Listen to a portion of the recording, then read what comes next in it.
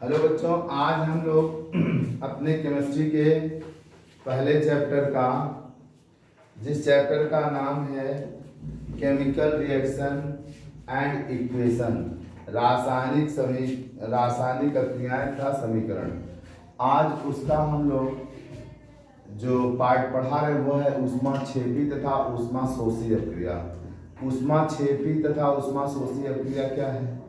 तो देखिए, सबसे पहले यह जानिए कि बहुत सारी ऐसी भी रासायनिक क्रियाएं होती हैं जो बिना ऊष्मा के लिए अवशोषित किए अथवा उसमें से ऊष्मा का उत्सर्जन हुए बिना वह अभिक्रिया पूर्ण नहीं होती है।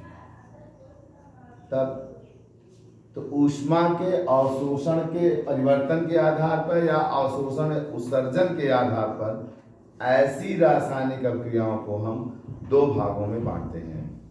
पहला है आपका ऊष्माक्षेपी अपक्रिया, जिसको हम लोग एक्सोथर्मिक रिएक्शन भी कहते हैं। जिसको हम क्या कहते हैं? एक्सोथर्मिक रिएक्शन कहते हैं। तो इसमें क्या होता है कि वे रासायनिक अभिक्रियाएं जो पूर्ण होने के लिए ऊष्मा को क्या करें? उत्सर्जित करें, ऊष्मा को अपने में से निकालें। उत्सर्जित माने निकालना।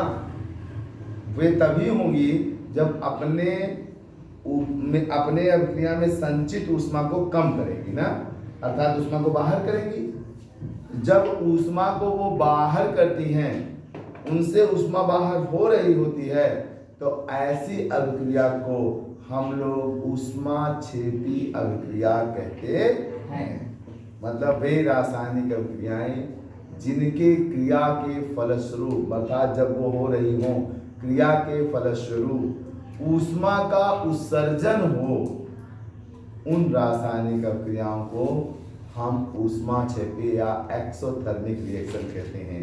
Those chemical reaction which complete and release of the energy is called exothermic reaction. ऐसी रासायनिक अभिक्रिया जिसके पूर्ण होने के लिए ऊष्मा का उसमें से निकलना जरूरी होता है, उन्हें हम ऊष्माशोषी अभिक्रिया कहते हैं। जैसे उदाहरण देखिए, आप सबसे सिंपल उदाहरण देखिए, ये ग्लूकोज है आपके शरीर में। जब आप खाना खाते हैं ना, तो खाना के तीन पार्ट्स, भोजन के तीन पार्ट्स होते हैं।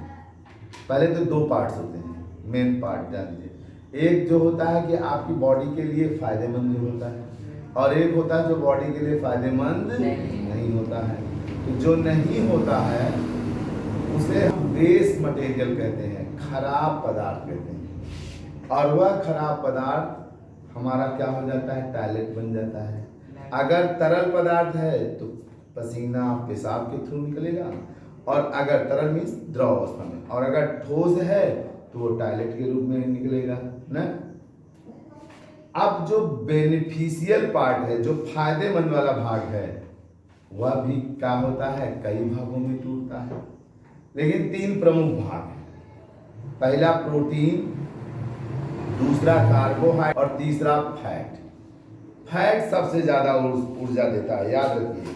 1 ग्राम फैट से आपको 9.4 किलो कैलोरी एनर्जी मिलती है, जबकि 1 ग्राम कार्बोहाइड्रेट या 1 ग्राम प्रोटीन से आपको क्या होता है? 4.2 और 4.2 किलो कैलोरी एनर्जी मिलती है।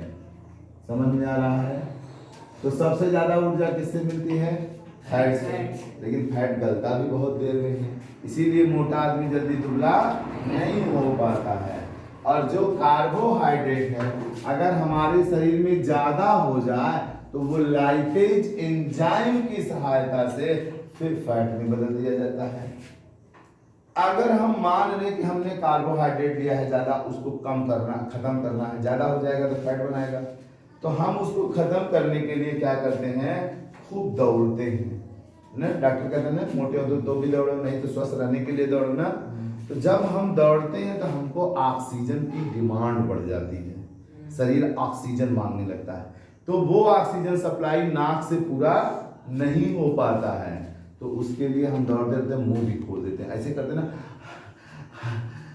तो ज़्यादा ऑक्सीजन डिमांड होती है। तो जो हमारे बॉडी का ग्लूकोज होता है एक ग्लूकोज के अणु को तोड़ने के लिए ऑक्सीजन के कितने अणु की जरूरत पड़ जाती है? 6।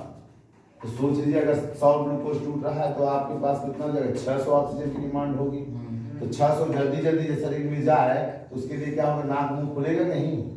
ठीक, तो नाक मुंह खुल जाता है, ग्लूकोज किसमें टूट जाता है? कार्बन डाइऑक्साइड और पानी में, साथ में उष्मा क्या होती है? बाहर निकलती है। शरीर से देखिए भाप निकलने लगता है ना, उष्मा बाहर निकलती है। पानी किस रूप में निकलता है? पसीने के रूप में। और कार्बन डाइऑक्साइड कैसे निकलता है? नाक से। देखते हैं ना, ज्यादा ऑक्सीजन लेते हैं, ज्यादा कार्बन डाइऑक्साइड छोड़ते हैं। जितना ऑक्सीजन लेते हैं उतना कार्बन डाइऑक्साइड हम छोड़ते जाते हैं। समझ में आ रहा है? और उतना ही पानी छोड़ते जाते हैं। समझ में आ रहा है मेरी बात? यह एक ऊष्मा क्षेत्रीय क्रिया का सबसे बढ़िया एग्जाम्पल है। इसी तरह से जितने भी कार्बनिक यौगिक हैं उनके दहन में, उनको अगर दहन करना हो तो उसमें भी ऑक्सीजन की जरूरत होती है, कार्बन डाइऑक्साइड निकलता है, पानी निकलता है, ऊष्मा निकलती है। अब आता है ऊष्मा शोषी अभिक्रिया।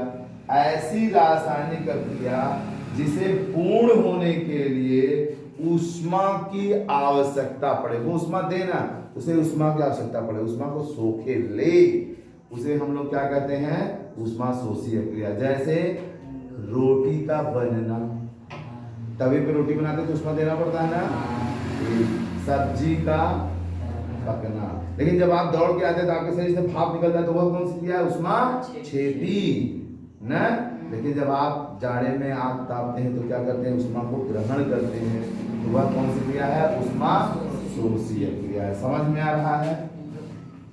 अब ऊष्मा शोषी अभिक्रिया का सबसे बढ़िया एग्जाम्पल है कि जब हम कार्बन डाइऑक्साइड और पानी को लें सूर्य के प्रकाश की उपस्थिति में, कि क्लोरोफिल, पत्तियों में क्या पाया जाता है? क्लोरोफिल हमारा हेल्प करे तो क्या बनता है? ग्लूकोज बनता है और ऑक्सीजन बनता है। ग्लूकोज के निर्माण की क्रिया कौन सी अभिक्रिया कहलाती है? ऊष्मा शोषी अभिक्रिया।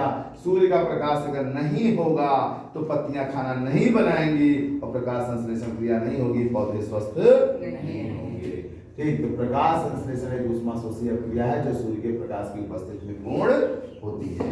बिना सूर्य के प्रकाश के देखिए, अगर गंगा जी जब बढ़ती तो गंगा जी के नीचे देखिए बहुत सारे पेड़ रहते हैं जो डूब जाते हैं, जल जाते हैं। अगर जिसकी 10 पत्ती 5 पत्ती अगर ऊपर खुली रह गई, वो पेड़ फिर से हरा भरा हो जाता है जब गंगा जी बह जाती है पूरा पानी। देखे हैं नहीं?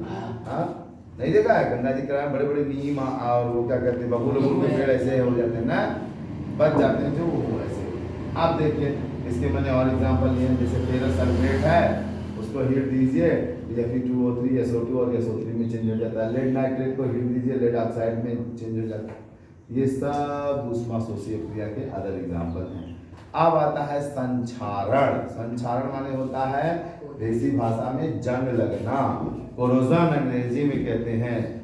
धातु धीरे धीरे खा लिया जाता है, घट जाता है, इस क्रिया को क्या कहते हैं हम? संक्षारण। तो संक्षारण वह प्रक्रिया जिसमें किसी धातु का, किसी क्या लिखना है? धातु का क्षरण धीरे धीरे वायु, नमी या किसी रसायन के द्वारा होता है। इसे ही संक्षारण या जंग का लगना कहते हैं। जैसे लोहे में जंग का लगना, लोहे में जो जंग लगता है भूरा भूरा हो जाता है, देखे हैं ना? लोहे में जंग का फार्मूला होता है Fe2O3.X2। अभी मैं पढ़ाऊंगा आपको और डिटेल करूंगा, घबराइए मत। इस वीडियो में नहीं आ पाएगा, कोई बात नहीं है, अगले वीडियो में। तो लोहे में जंग का लगना, लोहे में जंग का लगना सबसे बेस्ट एग्जांपल है। चांदी में भी जंग लगता है, लड़कियां पायल पहनती है ना, तो पायल जहाँ पहनती हैं देखिए पैरों के पास काला हो जाता है, देखा है ये पहनते, तो वो सिल्वर सल्फाइड बनाता है जिसके कारण काला हो जाता है। लेकिन जो लोहे में जंग लगता है वह भूरे रंग का होता है। किस रंग का होता है? ब्राउन कलर का। इसी तरह से कापर में जंग लगता है। जल चढ़ाने वाली लोटकी होती है ना, तो अगर आप कई दिन तक धुले में पानी पड़ा तो हरा हरा हो जाता है, तब उसे पीताम्बरी से साफ करते हैं, तो वह क्या कहलाता है? वह क्या कहलाता है? कापर का जंग लगना। इसीलिए उसे साफ करते रहना चाहिए। अच्छा, संक्षारण के लिए क्या क्या जरूरतें पड़ती हैं? संक्षारण के लिए क्या क्या जरूरतें पड़ती हैं? तो संक्षारण के लिए वायु का होना मस्ट है, नमी का होना मस्ट है और धातु का होना। इसका मैंने एग्जांपल दिया, देखिए कैसे कि अगर एक लोहे की कील को एक खाली डिब्बे में बंद करके रख दें तो क्या उसमें जंग लगेगा? नहीं। सिर्फ उसमें वायु रहेगा, जंग लगेगा ही नहीं, पानी रहेगा ही नहीं। लेकिन अगर एक डिब्बा लें, उसमें हम पूरा पानी भर दें और उसमें लोहे की एक कील डाल दें, क्या उसमें भी जंग लगेगा? नहीं, क्योंकि इसमें वायु नहीं है। और तीसरा डिब्बा लें जिसमें वायु भी हो, पानी भी हो और कील भी हो, तो ऐसे लोहे में क्या हो जाएगा? जंग लगेगा। बात समझ में आए?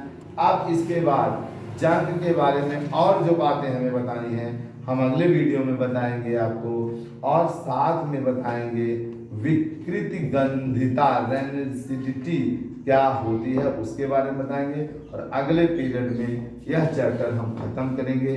जिनको जो भी कुछ पूछना हो कमेंट में पूछ सकते हैं, ठीक। और वीडियो को खूब देख लीजिए, तैयार कर लीजिए। जहाँ नहीं समझ में आए बच्चों, एकदम खुली बात बोल रहा हूँ, पूछ लीजिए। धन्यवाद बच्चों।